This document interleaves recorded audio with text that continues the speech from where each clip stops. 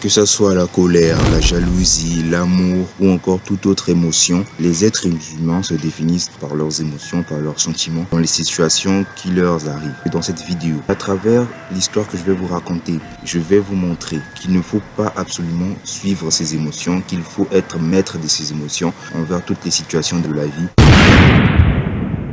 Dans la fin des années 1920, Haïlé Sélassié avait presque réussi son but, qui était de devenir maître de l'Éthiopie. Il était en ce temps-là régent de l'impératrice Zaouditou et héritier du trône. Il avait réussi depuis quelques années à affaiblir le pouvoir des seigneurs de guerre éthiopiens. Mais un dernier obstacle s'était dressé sur son chemin, c'était l'impératrice et son mari, le Ras Guksa. Il savait pertinemment que le couple impérial voulait se débarrasser de lui, car il était un perturbateur, quelqu'un qui avait ses propres ambitions. En tant qu'héritier du trône, Haïlé Sélassié a donc décidé de mettre Ras Guksa comme étant chef d'une tribu nord du pays. Cela a permis de séparer le mari de l'impératrice. Avec les années, Guksa jouait très bien son rôle d'administrateur loyal envers Haïlé Sélassié, mais Sélassié savait que le couple préparait sa vengeance. Il avait une seule tactique, mettre Guksa hors de ses gants. Depuis quelques années déjà, une tribu du nord appelée les Gala Yedju s'était révoltée envers l'ordre de la société. Les Gala Yedju violentaient les autres voisins, pillaient et refusaient de payer leurs taxes. Sélassié connaissait déjà la situation dans le nord, mais il a laissé les Gala Yedju gagner en pouvoir pour ensuite donner la tâche au Ras Guksa dans les années 1929. Ça acceptait la mission de se débarrasser des Gala Yedju, mais ayant tout de même un sentiment de colère envers Sélassié, car lui n'avait pas de problème avec les Gala Yedju.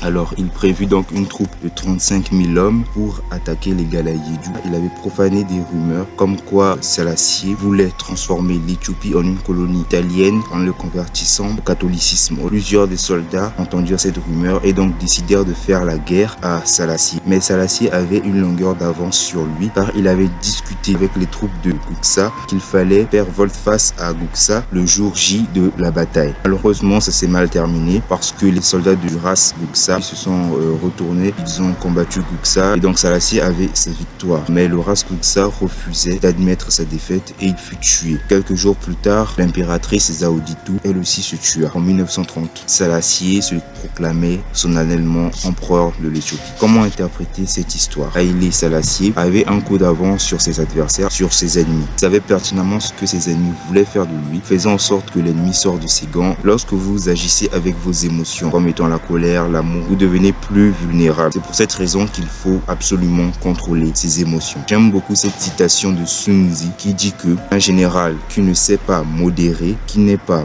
maître de lui-même, qui se laisse aller au premier mouvement d'indignation ou de colère, ne saurait manquer d'être la dupe des ennemis. Ils le provoqueront, lui tendront 1000 pièges que sa fureur l'empêchera de reconnaître et dans lesquels il donnera infailliblement. En d'autres termes, lorsque vous agissez avec vos émotions, vous êtes la proie de vos ennemis. Laissez-moi vous dire que les autres émotions, même les plus douces soient-elles, peuvent amener vos ennemis à vous contrôler. Toujours avoir un recul sur ses émotions pour agir raisonnablement.